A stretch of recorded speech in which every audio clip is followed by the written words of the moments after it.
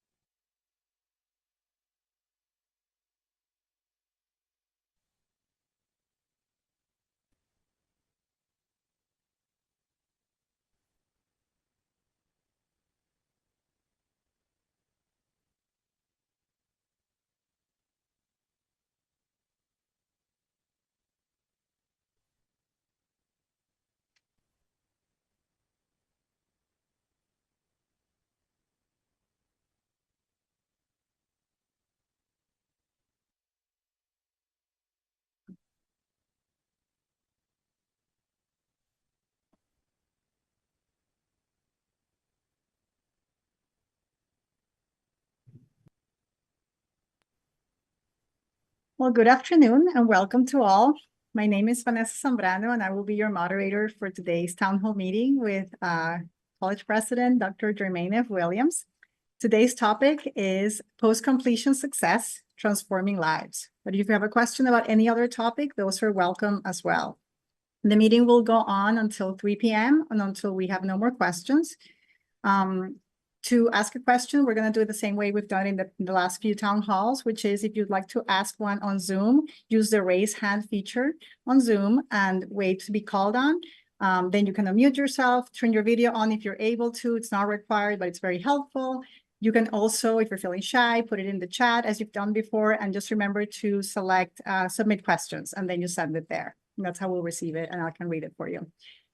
We also have some email questions that have come in, so we will also go back and forth between the Zoom questions and the previously submitted questions in the order in which they were received. Just be patient so that we can get to all the questions. Do introduce yourself, please. If you're a student, let us know where you work at the college if you're an employee. And we'll do our best to get to all the questions. If there is a duplicate, we might just skip over it for the sake of time so we can get to everyone. And with all of that said, I will turn it over to Dr. Williams. Thank you, Ms. Vanessa Zambrano. Thank you very much. And good afternoon and welcome to everyone. Thank you for joining our first town hall of 2024 and the third of this academic year. Wow, it is just flying by. It's great to see everyone. Town halls are a fantastic way to stay connected with each other and the entire college community and our external community, quite frankly. I can see there's a good collection of people here now. We're looking at well over 100 folks, and I've asked members of senior leadership to join as well. I may ask them to elaborate on details for some questions, responses to some questions. So I want to thank them for joining, and as I thank Ms. Zambrano, I also want to thank MCTV as well. You are all always awesome, so thank you for making this happen. And first, before we hop into to questions and responses, just want to take a few moments to share some really key updates that we really want to make sure the entire college community is aware of.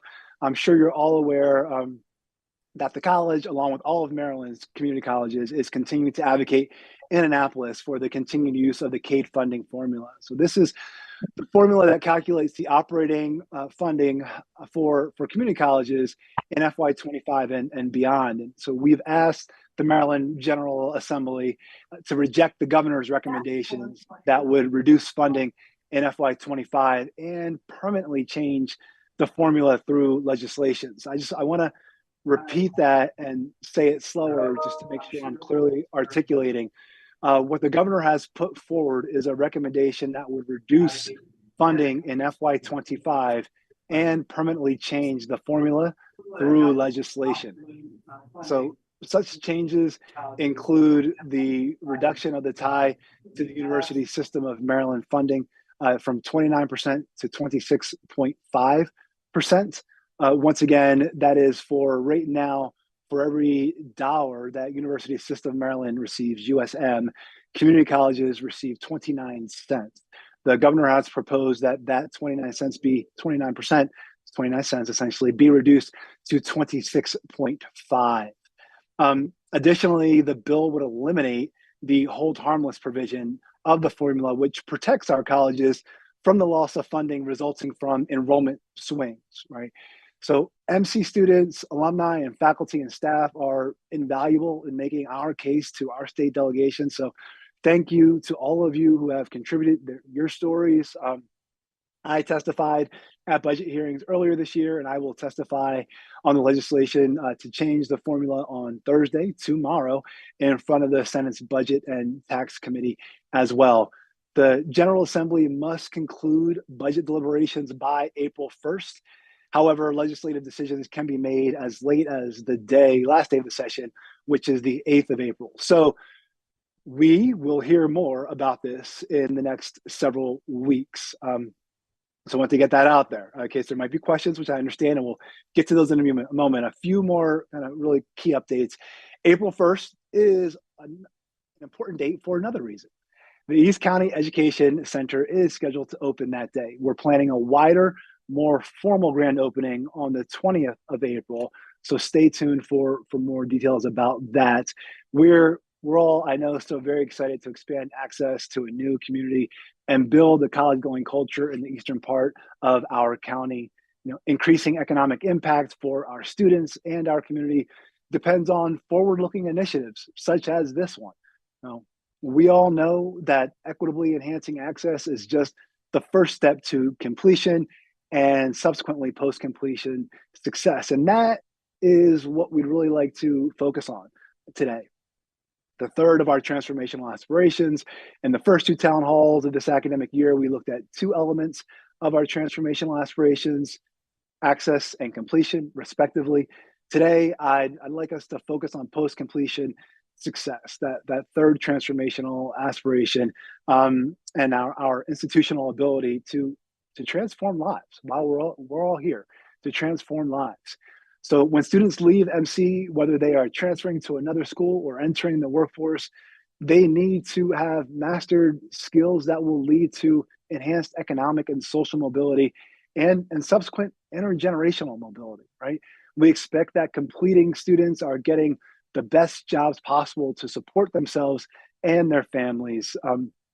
And many of the seeds of post-completion success are planted during the completion process, right? Where we aspire, that all students will have an experience of economic, social, and community impact, right? And so we're talking about, planning, the efforts of faculty, counselors who advise and teach, staff and administrators to help students inside and outside the classroom find areas of talent, areas of passion, and point them to the right credentials and skill sets. That's absolutely essential, right? We're talking about understanding evolving career paths, right? It's another important step. Just one example is information technology, right? IT is changing so quickly. Like we have to keep up to date with what careers will exist in the future and how to get our students to the on-ramp. Right? I was on a panel just recently with the Department of Commerce, actually just last week, and we discussed this very important topic. Right? The importance of exposing students and the residents who we seek to serve to career pathways in IT while they are enrolled in classes and prior to that to help them imagine and then prepare for the high wage, high demand careers in this area. And again, that's one area of many. We talk about sharing the the career ladders, that grow out of IT skills is part of our work as educators, right? The same can be said for the rapidly changing areas like cybersecurity, biotechnology, and health sciences. Apprenticeships are one approach.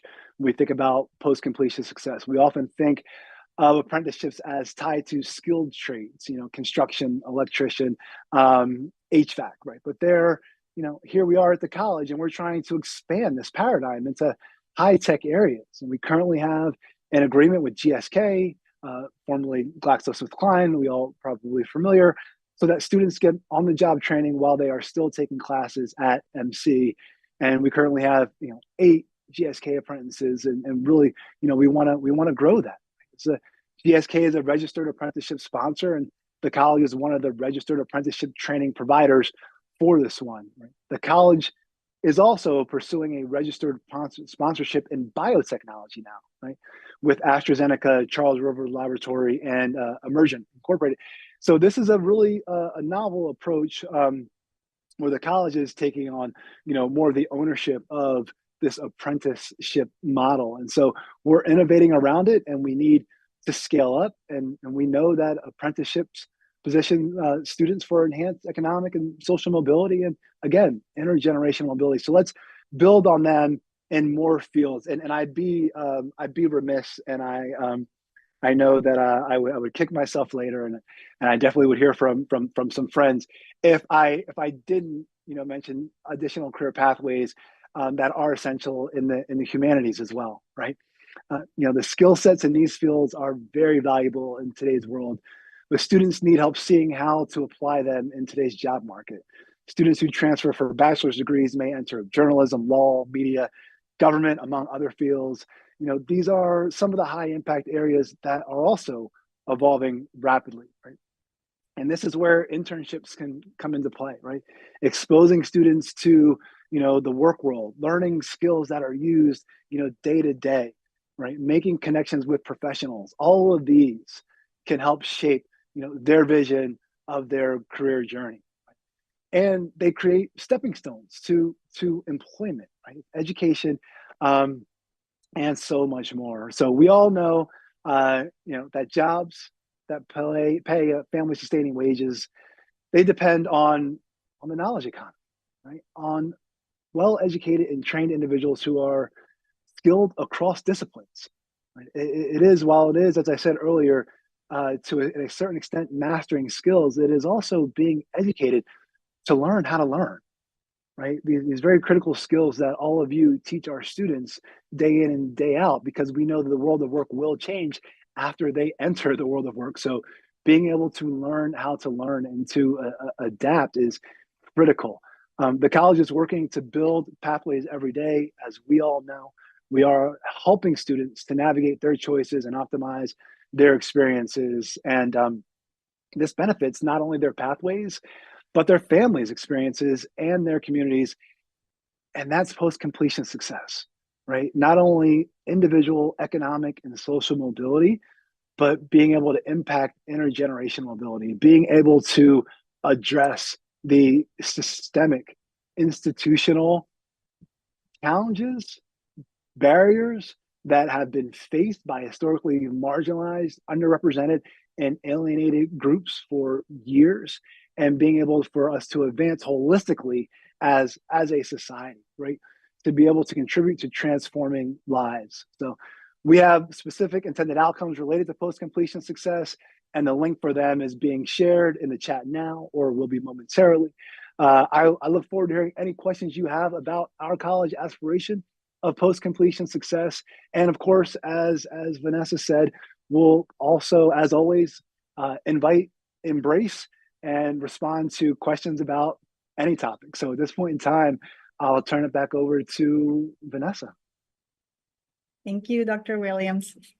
We are now open for questions. And as a reminder, you can use the raise hand feature on Zoom, and then I'll call on you when it's your turn. You can unmute yourself with your video on or not, up to you. You can also put it in the chat. It has been shared, I believe. Yes, yes, that's right. Okay. Submit questions. Remember to go to submit questions to send it to us. And remember that I will alternate between email questions that we have received and questions on Zoom, so just be patient and we'll try to get to everything. So let's see, I don't see a hand raised at this point, so I think we're safe to go to the first email question. It's from Juan Mendoza, and he says, I am an MC graduate, NIH retiree, current student. It seems that the DEI department encompasses a wide range of committees and subcommittees within the college. What is the total number of staff members in DEI? Would you explain the necessity to have a DEI department at Montgomery College? Absolutely, absolutely. Thank you. Thank you for that question. And it's an exciting time at Montgomery College, and I think that statement can be broadened. It's outside of Montgomery College. To get right to the heart of the matter of one of your questions, the office has 2.5 people. So the chief equity and inclusion officer, a program manager, and an executive associate who is shared with another office. So 2.5 individuals to directly reply to the question about number of staff. There are also some faculty and staff members who work with the office as committee leaders, as trainers and liaisons, in addition to their regular jobs. That number typically it varies between 5 and 10 a year. There is one equity and inclusion committee that is, I think most people are probably familiar with that, but just to be very clear about that, that is the President's Advisory Committee on Equity and Inclusion, also, and I think probably more commonly known as PACEI, P-A-C-E-I. And that committee has a series of subcommittees, each focused on different aspects of our work at the college. And one of the many things that drew me to Montgomery College has been, or was at the time, and continues to be, MC's long-standing commitment to diversity, equity, and inclusion. So having an office dedicated to this work provides leadership to identify needs and then develop strategies and an infrastructure to infuse equity in all areas of the college, because I think what we're working towards is the idea that equity, right, is the underpinning. It's one of the foundational pieces of everything we do. It's not othered. It's not an aside. It's not, let me put this program together and sprinkle a little equity on top, or find out afterwards how equity is kind of included. It should be the basis of what we do, and it really is part and parcel to when we think about post-secondary education and the diversity of thought and intellectual curiosity. The idea that we have diversity, equity, and inclusion as the underpinning of what we do across in a systemic and systematic way, is really something that we're striving for. So I, again, appreciate the question, and hopefully I've provided some clarity. Thank you, Dr. Williams. We have another question, this time from Diego Hernandez. He's a professor, ELAP professor. It's about East County, and it's a three-part question. So I think probably the best thing would be for me to read you each part, okay, and you can answer, and then we can keep going. Otherwise, it might get a little long, and I want to make sure we get to all of it. It says, the opening of the East County Education Center is an exciting development that many in the college community hope will lead to increased enrollment and greater inclusion of residents from that part of the county. Recently, however, I learned some concerning information about transportation and scheduling that may indicate that decision makers at the college have not talked to key stakeholders about their needs and interests. I have three concerns. So number one is that area of the county is home to a large community of Seventh-day Adventists whose religious beliefs do not permit them to participate in secular activities from Friday night to Saturday night. A preliminary schedule I saw includes class offerings on Friday evenings and Saturday mornings, which would preclude members of that community from taking advantage of the ECEC. I'm concerned that such scheduling decisions will inadvertently preclude that community from attending classes there. All right. Number one. Thank you. Number one. Thank you, Professor Hernandez. Thank you so much for posing these questions. I know the other two we will get to. Excited, yes, excited, and so many other kind of superlatives about East County Education Center, our 50,000 approximately square foot standalone facility that is going to house classrooms and labs and other components of Montgomery College that make us, the community's college, right? That make us a focal point, that make us a contributor to the community. And I appreciate you ensuring that we are engaging as we move along, and we have been engaging for quite some time. I think back to the feasibility study for East County. And I am actually going to turn this over because it provides me with an opportunity to introduce someone for the first time officially at a town hall. But what I will say is that several individuals and groups have been engaged in the planning process, including not only what type of physical structure, but also the academic planning, what types of community supports will be there. And so definitely want to acknowledge and appreciate we have the same desire, the same passion to engage our community stakeholders to ensure that we are the community's college as we have been for more than 77 years. So at this point in time, to add a little more detail, I am super pleased to introduce and appreciate for her first official Montgomery College Town Hall, Dr. Deidre Price, our Senior Vice President for Academic Affairs and College Provost. Welcome, Dr. Price. Thank you for being here, and love to hear your thoughts on Professor Hernandez's question. Absolutely. Thank you so much, Dr. Williams. So there have been, as Dr. Williams says, a lot of different groups that have been assessing the needs at East County and trying to plan accordingly for that. And as we know, the opening is right around the corner. We are starting, just so everyone knows, with some non-credit offerings beginning April the 1st. So that's going to be very exciting. And our credit offerings will begin in summer. So we have, I would say, a starting point for a schedule. What has been provided there, of course, is published in Banner. Everyone can access that, review that. But the goal, of course, is to have things that are accessible and meaningful for the students who wish to attend classes there. And so I do want to thank you, Professor Hernandez, for your question. I hope that everyone feels very comfortable in reflecting and responding to the schedules as they're developed across all of our sites, because, of course, we do want to meet the needs of the students at the locations, and faculty are sometimes the first ones to hear a lot of those requests coming direct from students. So thank you for that. I know that at this point on the ECEC schedule, we have 10 out of the 12 credit courses that are published for summer that do meet the needs for that particular Seventh-day Adventist population. I know that at this point we have some fall 2024 classes that are on the credit side that are scheduled Monday through Thursday. And so I know that the schedule will continue to evolve. I look at schedules as living documents and things that are definitely always evolving in the direction of the needs of our students and the response for additional sections. So we'll be working with our faculty to ensure that we have coverage for all of those new and emerging needs that come up. For the WDCE schedule, we do have a similar mix of courses that are planned. We're similarly striving to provide some flexibility and choice to meet all of our students' needs. But like I said, that schedule, just as the credit side, will continue to evolve and be built in accordance with those requests.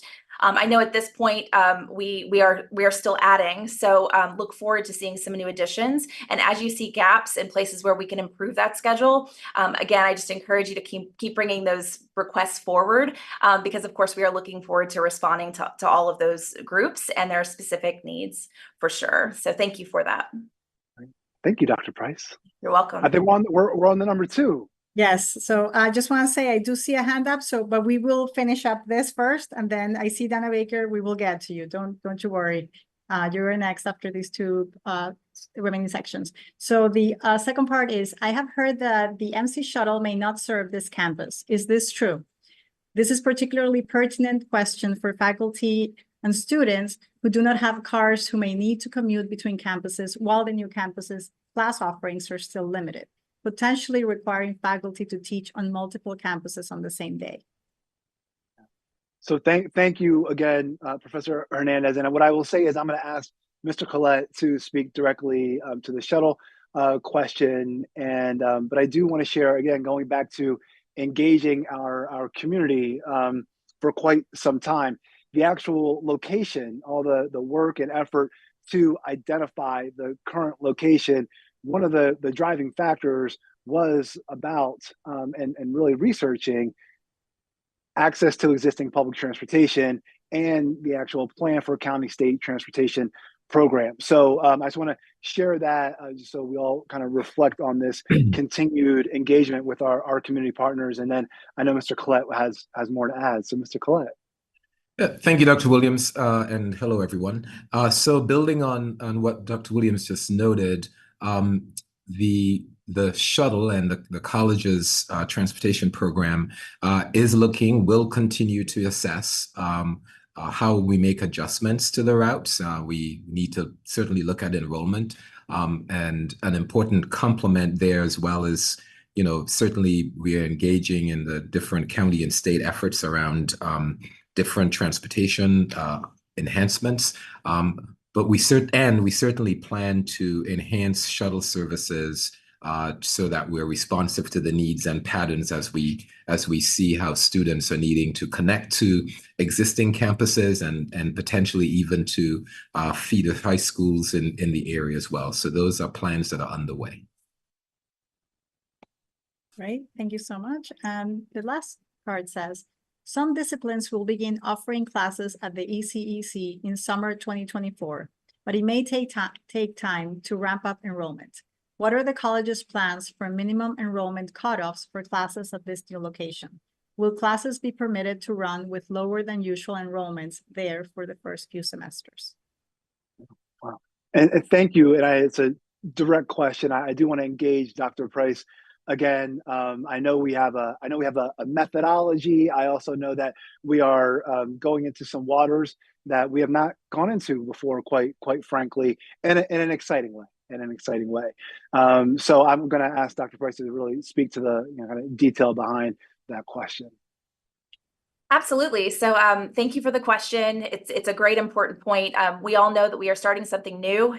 And whenever we do that, we kind of treat it with pilot rules to make sure that we can provide it with every kind of support and environmental encouragement to make sure that it is a successful project that thrives over time.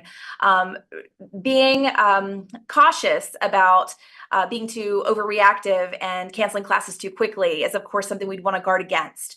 We want to make sure that we have enough time to make sure that there's awareness about the offerings of the site, that students have access to the resources they need to be able to get enrolled and to participate in those site activities. And so you are going to find, I think, some generosity in how those class cancellation decisions might have traditionally been made or typically be made at other sites, as we try to see what's going to work.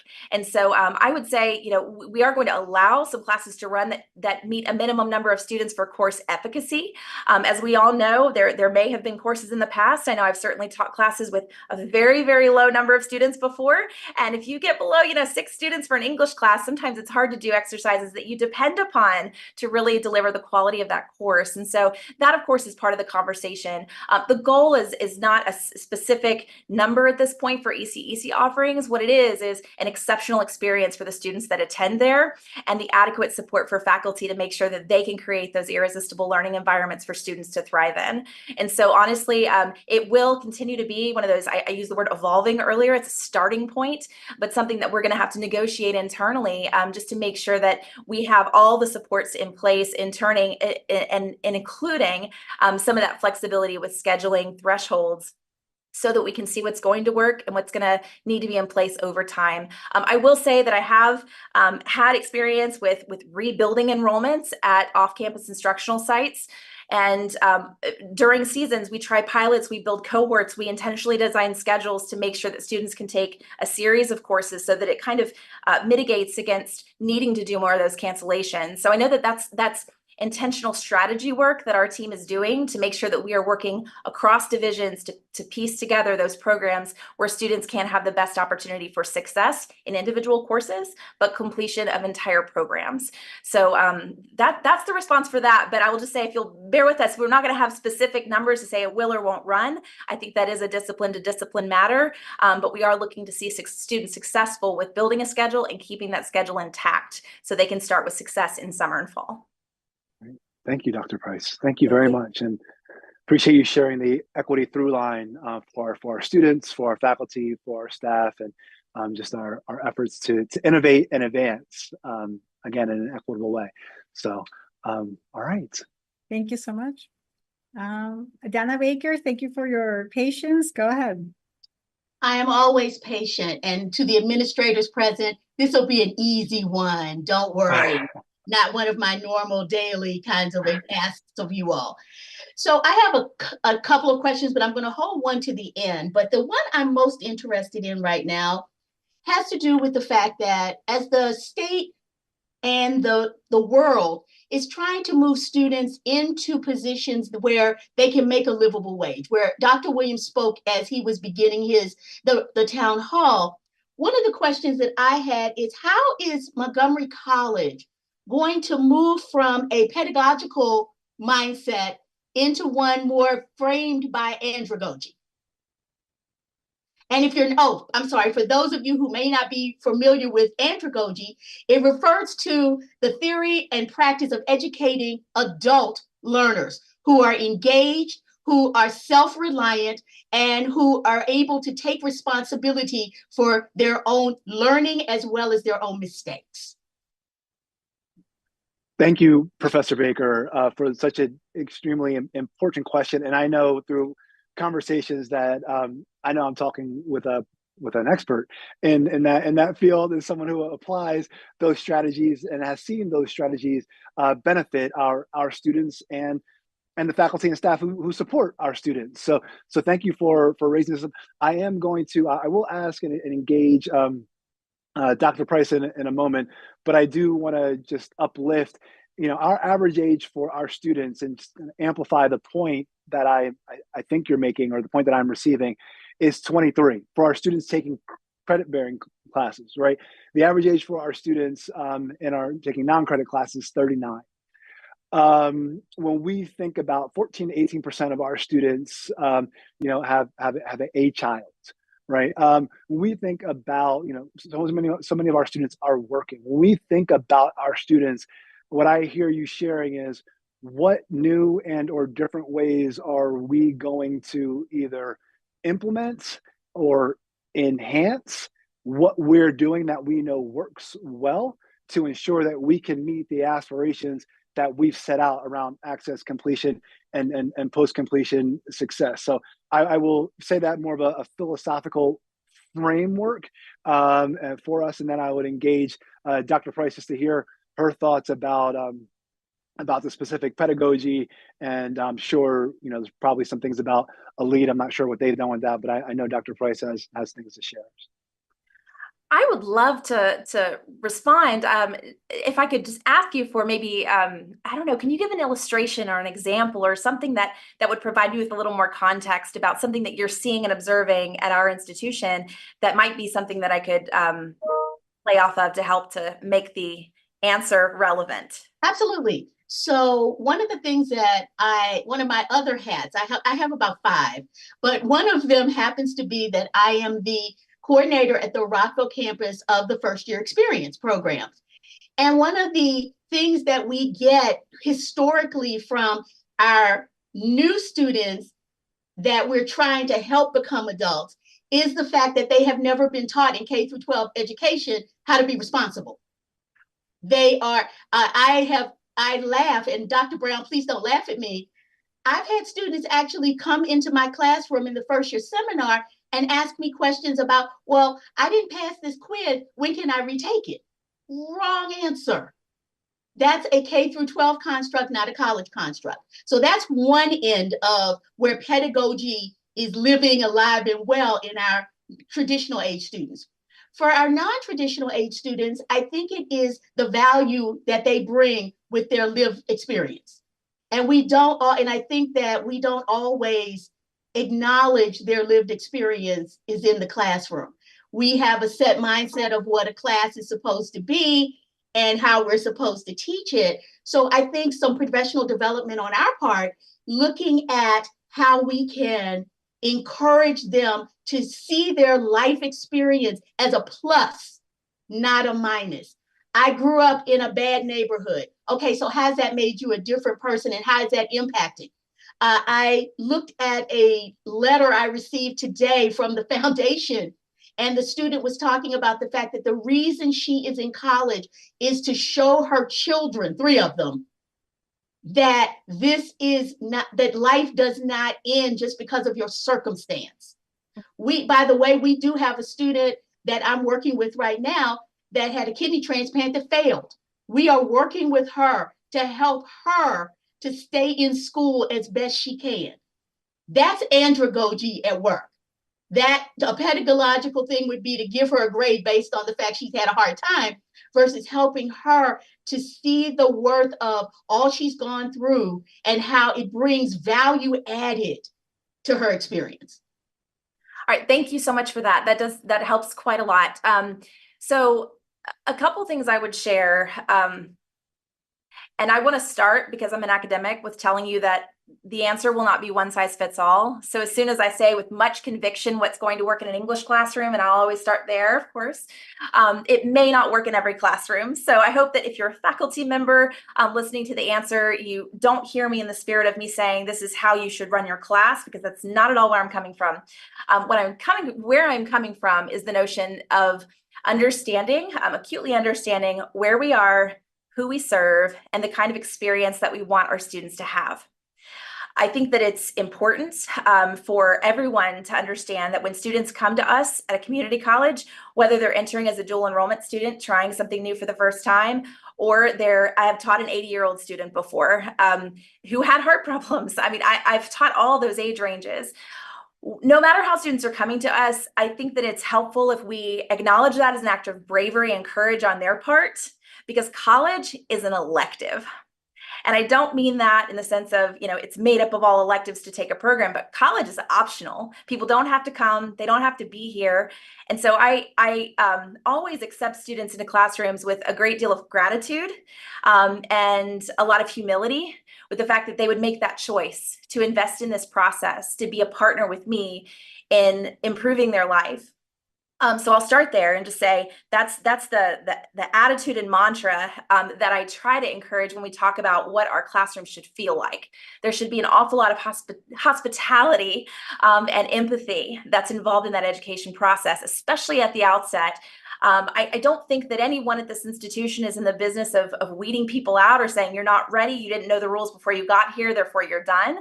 I think instead what I've witnessed and observed in conversation with a lot of our faculty is that they're very eager to make sure that students know what those rules are, know with clarity where we're going as a class, where we're going as a program, and they want to make sure they have the tools in place to meet those expectations. I have generally found that when I've been very clear and explicit with students about what I was expecting and what my bar was, that they have really, really tried to meet those bars at every turn.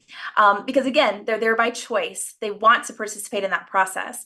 So, I think that some of the participation work that Elite can do and leadership that Elite can do could be through the provision of syllabus guidelines and coaching. And how do we cut through all the noise that students hear to make sure that they can focus on the things that are of paramount importance for faculty to have them hear and know so that they can be successful in their courses. Some of the most successful PDs that I've seen that can really set up a supportive infrastructure for student success in terms of knowing that there is absolutely no late quiz accepted. However, we're going to build in something within the course because we want to make sure we have generosity, gratitude, understanding for the fact that life happens, mistakes happen, emergencies happen. That kind of guidance and coaching about things that can work. So you're still promoting and securing rigor, but you're also very much encouraging the space where it's okay to not get it perfect. And it's okay to continue and push past that, but building that infrastructure so students have clear communication, regular feedback, that kind of relationship building that happens between faculty and students can be helpful to advance that kind of work to make sure that they have the tools to be successful. And as far as adult learners coming in and infusing that perspective in the course, that is going to be more and more important as dual enrollment counts go up, because what we don't want to do is see college courses stop feeling like college courses.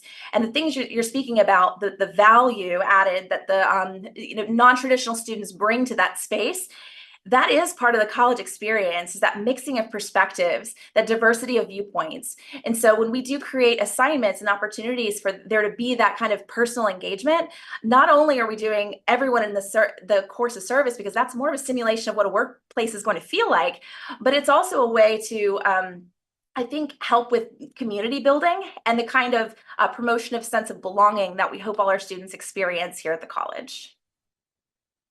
Thank you. Thank you so much. Thank you, Dr. Price. Thank you, Well, thank you. And thank you, Professor Baker, as well. Thank you all. I'm going to continue with the questions because we have a very busy Zoom chat. Oh, okay. All right. All right. This is from Lori Ulrich. And again, it's from the Zoom chat. We have been intentional about supporting students with food insecurity. We have some employees who could use support in that realm as well, beyond the once monthly mobile market. Is there any way to develop and provide some resources for those staff members? All right. Thank you. Hi, Lori. Hi. You're out there. I know I don't see you, but you're out there. Hi. And thank you for that question. And so you uplifted the mobile market, which I know, having participated in the mobile market, I've seen students and employees at the mobile market. So I just want to kind of reemphasize something that you slid in there, which is that the mobile market is open to everyone. Just want to add a level of clarity to that and reemphasize what you stated in your question. And I think in terms of supporting our employees beyond that, I'd be really interested, and again, thankful for your inquiry and ideas that you may have. Ideas that individuals have brought to you. I know that you and I we get a chance to speak on occasion, but it doesn't have to be during one of those set times. You can share those ideas with me or the person who I'm about to engage right now is Mr. Collette, because I want to hear his thoughts either from him or a team member in terms of any items within or opportunities within HR STEM that I may not be as aware of in terms of supporting our employees. But before I do transition it to him, I do again want to say, if people have ideas, you and or others, then please share those. We want to make sure that our community is supported. Right? We have a goal that everyone has a sense of belonging at our institution, and having access to quality food is, I mean, just paramount to living a life, right? So with that said, I will transition it over to Mr. Collette for any additional thoughts in terms of employee resources. Yeah, just a couple of quick notes, Dr. Williams. I know in partnership with our employee unions, we have worked in a couple of areas to enhance emergency supports, and there are also options with the college and with the support of the foundation as well. The piece I would say, though, is more importantly in sort of the everyday network that I think, Lori, you are speaking to, is the opportunity that exists for us to partner more effectively with social services and community agencies who across the county provide a set of wraparound services that, as I noted, we can perhaps better partner with and that are available beyond that. And lastly, I would just say where there are opportunities for us to, as part of ongoing labor management conversations, think about how we may partner more deeply and effectively in using resources available at the college or beyond the college walls. We welcome that and look forward to engaging you and others in that topic as well, Lori. Dr. Williams, back to you. Thank you, Mr. Collette, and thank you again, Lori. Thank you both. Next is a question that we got via email from Professor Gus Griffin. It says, for my own clarification, is it the college's position that being anti-Zionist is the same as being anti-Semitic? I want to make sure, I just was pausing to make sure that's the entire question. I'll make sure. That is the question. Okay. Great. Thank you, Vanessa. And thank you, Professor Griffin. I really appreciate that. And I am going to respond to your question because I am responding now, but respond directly. But I do want to take a moment and just take a pause for a second and speak a little slower than I typically do, just for some, space and reflection, as I think is what is being referenced from my perspective, has greatly impacted so many in our community. And we think about the more than 150 countries that are represented at Montgomery College, the different languages and religions, and so much that creates our beautiful tapestry that is Montgomery College. I reflect on our core, and Professor Griffin, at our core, we believe in welcoming all students and employees into a community that emphasizes belonging. And I know I just said it in response to Lori's question. Creating a sense of belonging for everyone at the college is one of our 4 strategic plan goals. With that said, creating a sense of belonging, it also kind of, with that, it means that we uphold certain values, right? We uphold certain ideals. One of those ideals, in terms of Montgomery College, we reject hatred of any kind towards anyone. Experience has shown that it breeds fear and violence, which has no place in our society, right? Inclusion, integrity, and civility they're essential to our fabric. So promoting these values creates environments that allow our students, our employees to learn from each other, to learn from and embrace difference and disagreement, and also remain focused on our values and our goals here at Montgomery College. So, which is, part of that today is post-completion success, right? So when we think about that, I also do, before I end my response, want to share Montgomery College also greatly respects academic freedom, right? And encourages civic engagement that is respectful and well-informed. That said, and going back to your direct question, with some additive that I think needed to be shared, engaging in what you've broached, your question, I do believe requires significant time and specialized knowledge, and tends to be probably more productive in a different setting, such as maybe like a lecture or a panel discussion that's focused entirely on this topic. So I want to put that forward and just end with sharing, as we engage as a college community, and as I am one of those contributors who helps us engage as a college community.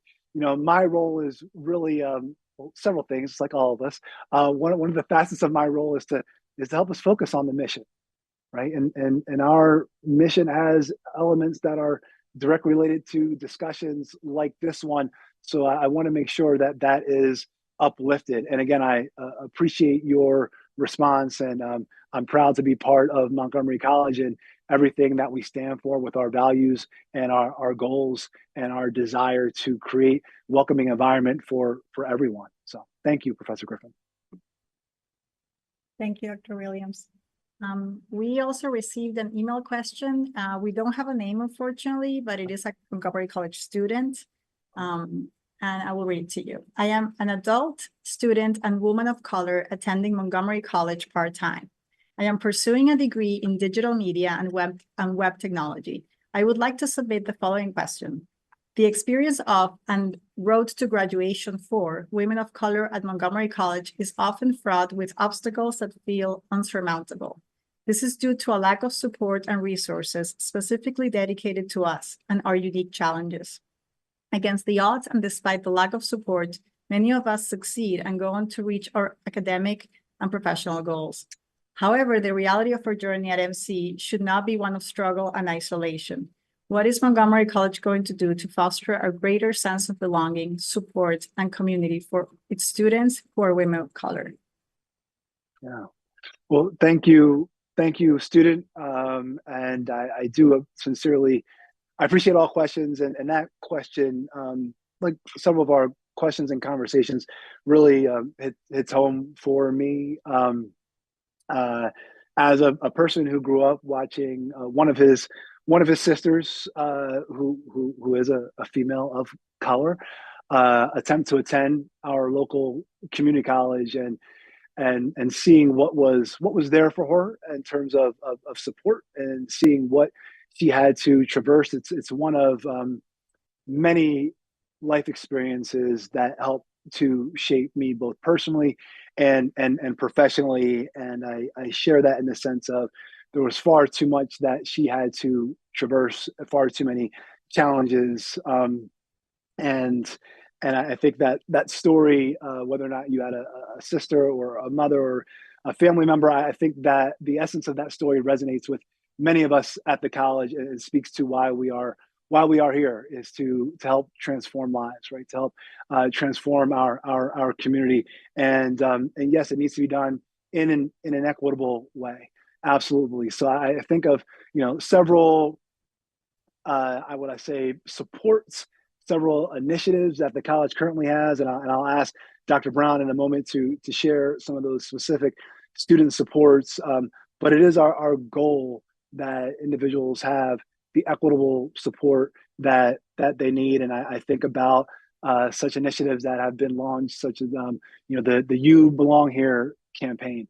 When I think about the different types of modalities that are being offered. When I think about training and development on culturally responsive and culturally affirming pedagogy, there's a kind of a list of components. I think about Z degrees, but I reflect on that question a lot. Not just now, probably seems like it now, but definitely throughout my journey. And again, I think all of us have, and I'm proud to be part of a college who is really focused, or that is really focused on equity, and also is focused on knowing that we want to embrace questions such as the one that you've asked, because there's more that we can do. So before I turn it over to Dr. Brown to share some specifics, I would, as I engage Lori, I would also engage you to please, if you see opportunities for things that we could be doing, either completely different or something we're not doing at all, please share those. We have outlets for you to share those. You can obviously email me. Dr. Brown is here, but we're always open to opportunity, and we're have built and continue to build the college based on the lived experiences of those we seek to serve, right? And those are our students, and those are also the people who fuel our great institution, our faculty and staff. So your lived experiences help to ensure we advance. And on that note, I'll ask Dr. Brown to please share any thoughts she may have. Yes, thank you, Dr. Williams. And just to add to what you've already said about our interest in making sure we are available and have programs and services that are available to support all students, and in particular, focused on this question, our female students of color. I'll highlight that we have programs that are available to students. We have faculty who are in the classroom, counseling faculty, instructional faculty who are here to support you. And I hope that you have taken the time to develop a relationship with your faculty, with staff who are here to support you. We certainly don't want any student to struggle. We have programs that are available to support students.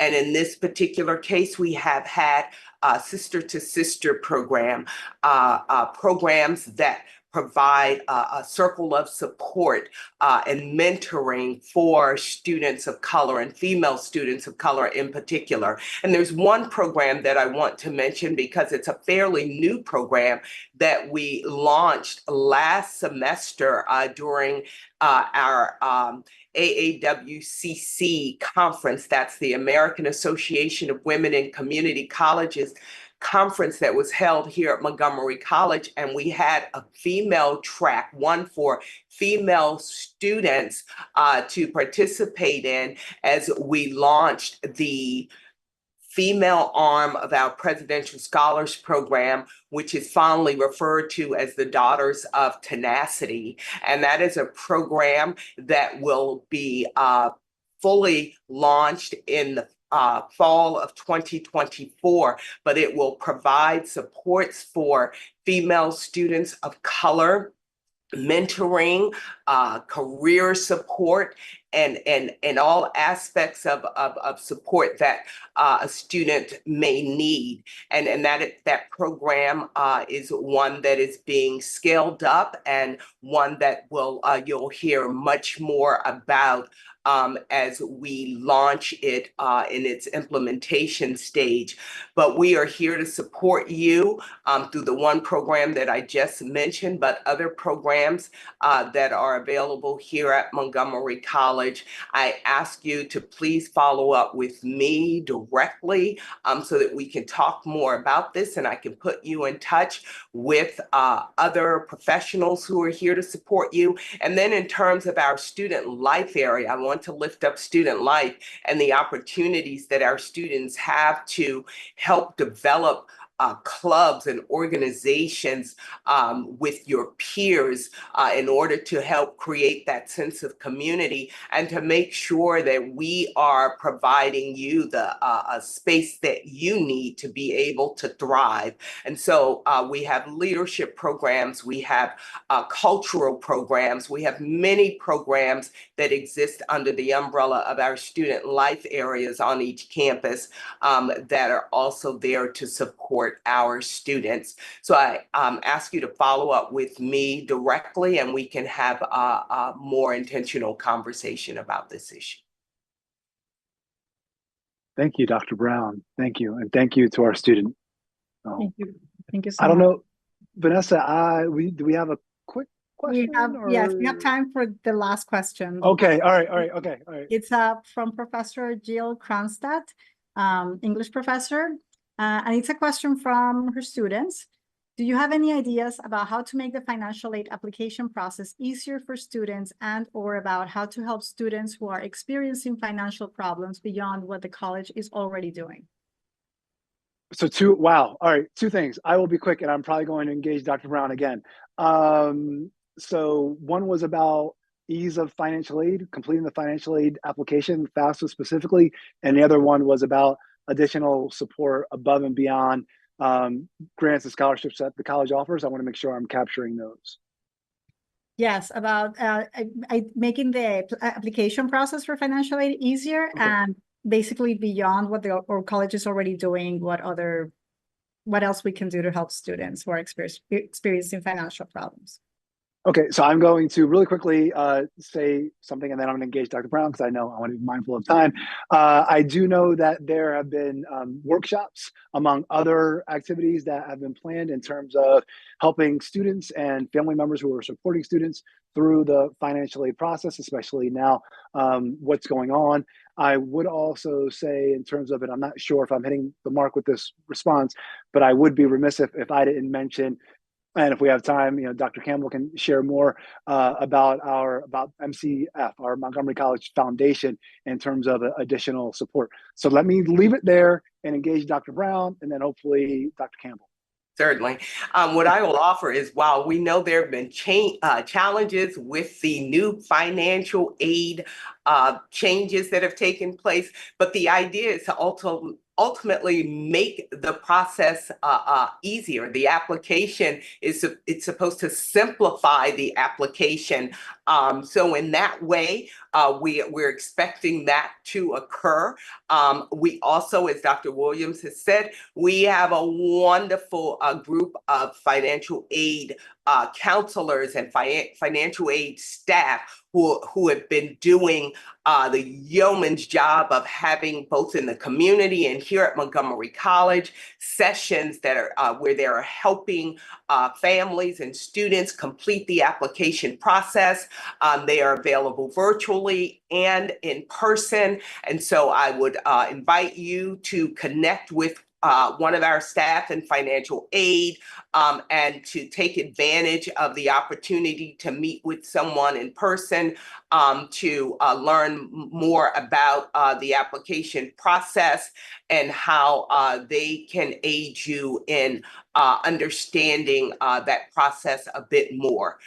In terms of the other funds that are available, I know, Dr. Williams, you mentioned calling on Dr. Campbell.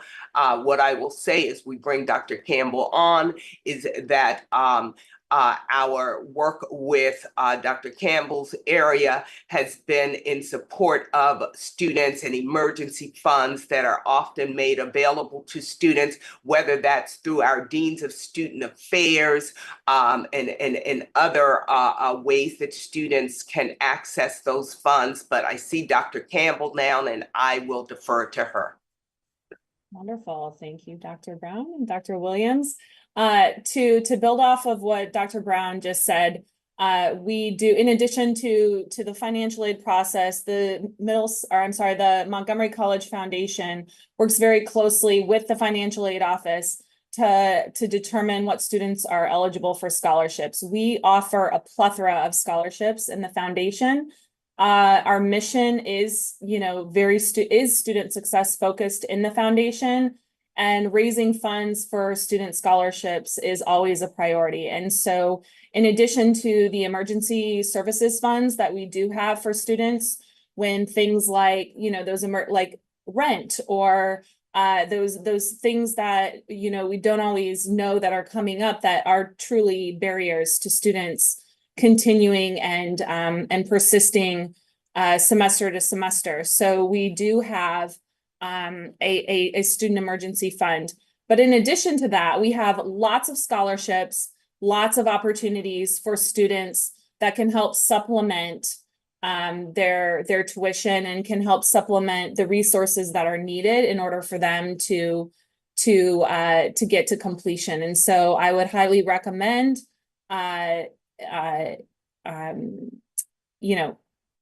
advising students or guiding them to the foundation and to the foundation staff to talk about what scholarships they may be eligible for. Thank you. Thank you, Dr. Campbell. Thank you, Dr. Brown. Ms. Zambrano, I'm going to close us out. I want to be mindful of time, see if I can do this in 2 seconds. Fantastic conversation that today was, and it presented for all of us. Thank you all for your questions, your insights, your observations. Thank you for helping to just continue to advance Montgomery College. I am again inspired by hearing so much energy behind your comments and your questions, and so much of the commitment to our students and to each other. I want to leave you with a mention of a special guest I'll be talking with in March.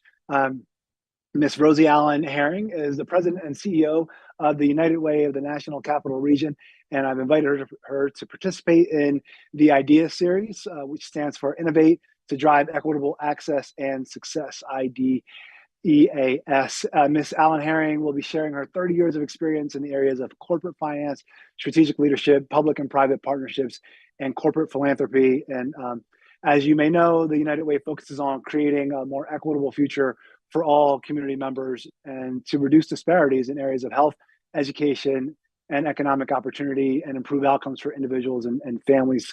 So I'm very excited about it. I'm hopeful that you will all join us in person on the Tacoma Park Silver Spring campus or watch the live stream. So I look forward to seeing you all then. I know it's 3:01, and thank you again, everybody, for your time. And I look forward to us contributing to move Montgomery College forward, supporting our students and all of our faculty and staff who make dreams come true every day. Thank you. Thank you to everybody. Have a great day.